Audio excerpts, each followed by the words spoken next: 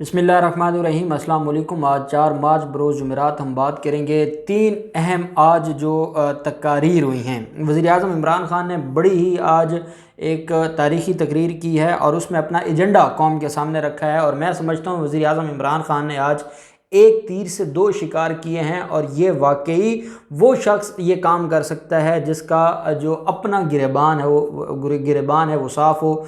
वो डिटेल्स मैं आपके साथ शेयर करूंगा। साथ बिलावल ने प्रेस कॉन्फ्रेंस की है और मरीम नवाज़ ने जो अपने वर्कर कन्वेंशन है जो आज इस्लामाबाद में है उसमें जो तकरीर की है।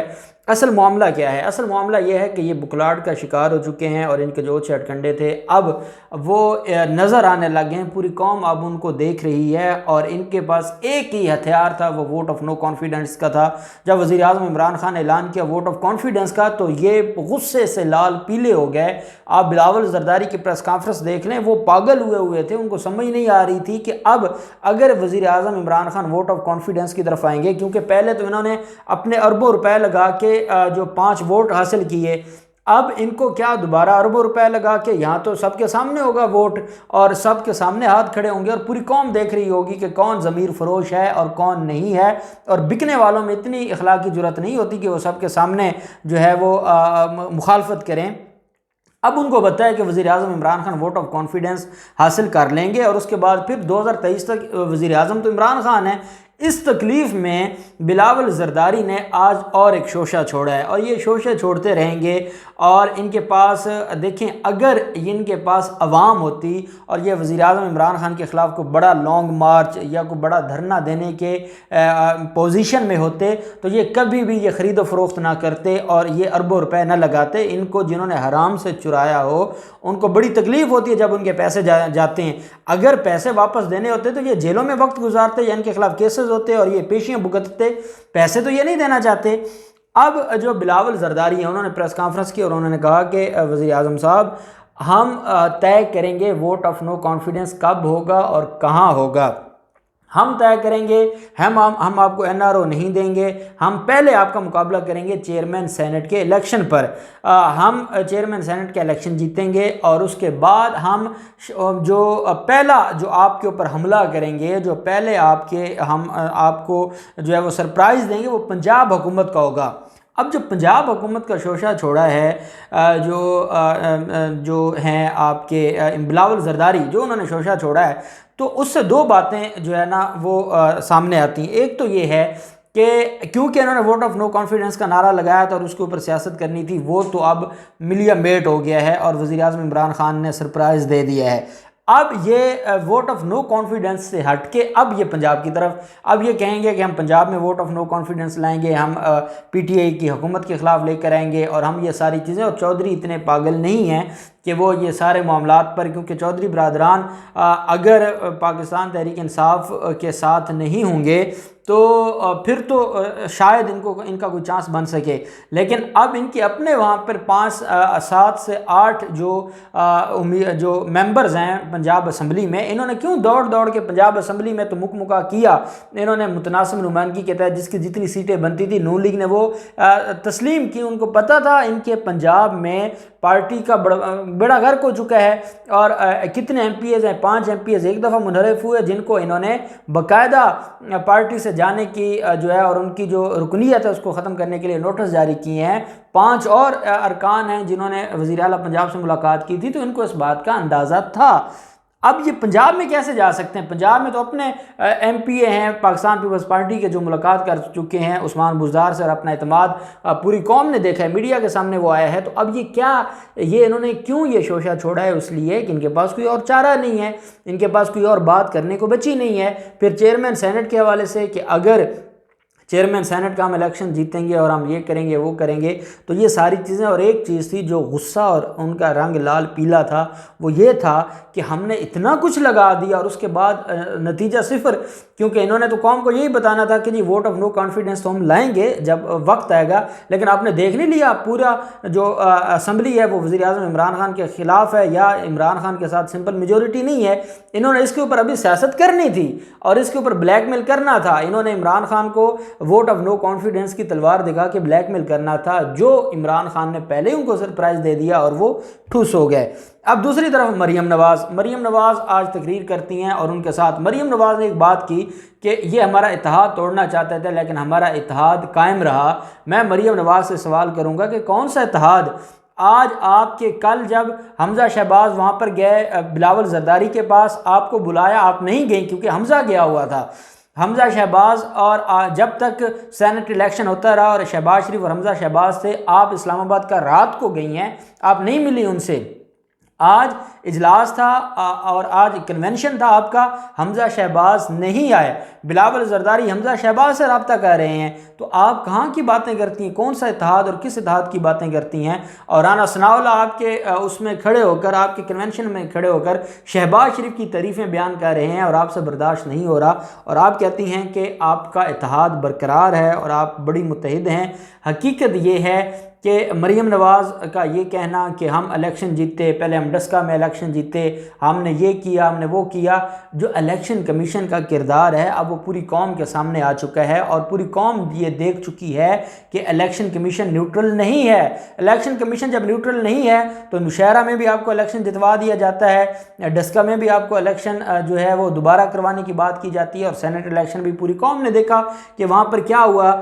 तो अब ये बात क्लियर हो गई है कि आपके लोग आपके साथ नहीं थे बल्कि काम कुछ और हुआ है और आपको क्या अंदाज़ा कि आपने पता नहीं कितने लोग ख़रीदे हैं और यहाँ तो सिर्फ ज़ाहिर हो रहा है नंबर्स। क्या पता पाकिस्तान तहरीक इंसाफ के आपने 25 से 30 लोग ख़रीदे हों और आपके अपने 10-15 लोग आपके ख़िलाफ़ वोट कर गए हों या उन्होंने वोट जो ख़राब हुए वो उनमें शामिल हों। ये कहाँ कैसे आपको पता चल गया कि आपके लोग आपके साथ हैं? ये सारी चीज़ें तो पूरी कौम जानती है। वज़ीर आज़म इमरान खान ने पूरी कौम के साथ आज एक वादा किया है कि मैं वज़ीर आज़म रहूं या ना रहूं, मैं मेरे पास कोई ओहदा हो या ना हो, मैं अपोजिशन में बैठूं या मैं असम्बली से ही चला जाऊं, मैं इन लोगों को माफ़ नहीं करूंगा। और इमरान खान के इस ऐलान से जाती उम्रा से लेकर लंदन तक जो आग लगी है करप्ट माफिया को और वो परेशान हो गए हैं और उनको समझ नहीं आ रही कि अब उनके साथ क्या होगा, क्योंकि उनको तो ये लगता था कि शायद ब्लैकमेल हो जाएंगे, शायद वज़ीर आज़म इमरान खान विड्रॉ कर लेंगे, शायद वज़ीर आज़म इमरान खान नैब ख़त्म कर देंगे। कितनी अच्छी बात की है कि फैटफ में ग्रे लिस्ट में डालने वाले ये लोग, अब फैटफ की तरफ से अगर कोई उनकी तरफ से जो मुख्तलिफ ऑप्शंस थी या मुख्तलिफ उनकी तरफ से डायरेक्शंस थी उन पर अमल दरामद करना जिम्मेदारी थी हुकूमत पाकिस्तान की मुल्क के लिए। और वहाँ ये क्या करते हैं, वहाँ ये ब्लैकमेल करते हैं और ये नैब को ले आते हैं। यूसुफ रज़ा गिलानी को कहा जाता है कि पाकिस्तान के जो $1 मिलियन पड़े हैं स्विस बैंकों में वो वापस लें। वो कहते हैं नहीं, मैं जरदारी के साथ अपनी वफादारी निभाऊंगा और इसी मामले पर वो डिस्क्वालीफाई हो गए और उनके जीतने पर तालियां बजाई जा रही हैं। हमज़ा शहबाज जिनकी मेरिट के ऊपर हाई कोर्ट से 2 दफ़ा ज़मानत खारिज हुई है, सुप्रीम कोर्ट ने कहा है कि इतने इनके खिलाफ जो हक़ाइक़ हैं वो शर्मनाक हैं कि उनके ऊपर बात ही ना करें, उनका तज़किरा ही ना करें, और ये तालियां बजाते हैं और उनको उनकी जो रिहाई है उसके ऊपर ये जलसे जुलूस करते हैं और ये बातें करते हैं। पता नहीं ये अखलाकियात के किस मुकाम तक पर पहुंच गए हैं और ये अब इनका मुस्तकबिल जो है वो तो सबको नज़र आ रहा है कि कितना ये ब्लैकमेल करेंगे, कितना पैसा लगाएंगे, कब तक ये कौम को बेवकूफ़ बनाएंगे। कौम अब बेवकूफ़ बनने वाली नहीं है। वज़ीर आज़म इमरान खान ने यह कहा है कि ये मेरे ऊपर वोट ऑफ नो कॉन्फिडेंस का जो मेरे ऊपर तलवार लटकाना चाहते थे, मैं उस तलवार को नहीं कुछ समझता, मैं उससे खौफज़दा होने वाला नहीं हूँ, मैं ब्लैकमेल होने वाला नहीं हूँ, मैं किसी भी तरह से इनकी बातों में आने वाला नहीं हूँ। मैंने सारी ज़िंदगी करप्शन के ख़िलाफ़ जंग लड़ी है। और उन्होंने बड़ी खुलकर अपने जो मेंबरान हैं उनसे बात की है कि आपको लगता है मैं नाअहल हूँ तो सामने आएँ, सबके सामने बात हो, सबके सामने मेरे ख़िलाफ़ आप वोट दें, मैं आपकी इज़्ज़त करूँगा। लेकिन ये जो अब छुप छुप के पैसे लेके और जो वीडियोज़ सामने आई हैं, ये जो आप कह रहे हैं ये बिल्कुल गलत है और इसके ऊपर जो है वो आपको कोई मुआफ़ी नहीं मिलेगी और आपके ख़िलाफ़ कार्रवाई होगी। मैं ये ज़रूर कहूँगा कि वज़ीर आज़म इमरान खान ने आज एक तीर में 3 शिकार किए हैं। अपने जो लोग हैं बिकने वाले ज़मीर फ़रोश, जो पीडीएम है, पीडीएम को बता दिया कोई माफ़ी नहीं है, आप कुछ भी कर लें, आप मुझे अपोजिशन में भेज दें, आप मुझे असम्बली से बाहर भिजवा दें, मैं आपको माफ़ नहीं करूँगा, NRO नहीं दूँगा, मैं जनरल परवेज़ मुशर्रफ की तरह आपके सामने नहीं झुकूँगा। तीसरा जो तीर है वो है इलेक्शन कमीशन ऑफ पाकिस्तान पर, जो तीसरा शिकार है, और वो इलेक्शन कमीशन ऑफ पाकिस्तान पर ये है कि वज़ीर आज़म इमरान खान ने खुल के उनको उनकी नहली बताई है। आपकी ज़िम्मेदारी थी, जब वीडियोज़ आ गई थी तो उसके बाद आप उनके ऊपर कार्रवाई करते, आपकी ज़िम्मेदारी थी आप एक्शन लेते, आपकी ज़िम्मेदारी थी आप उन सारे मामलात को देखते।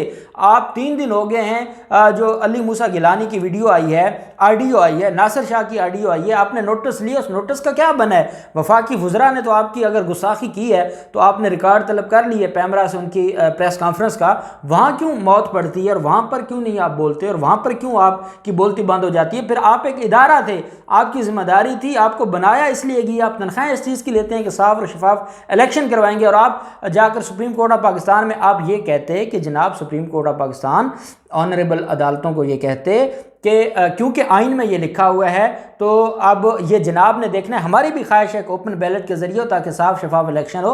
आप अपनी ख्वाहिश बताते, आप अपनी राय देते, आप तो मुखालफत में खड़े हो गए, आपने कहा ओपन बैलेट होना ही नहीं चाहिए। आपके वकला ने वहाँ पर दलाइल दिया कि ओपन बैलेट फलां मुल्क में भी नहीं होता, फलां मुल्क में भी नहीं होता।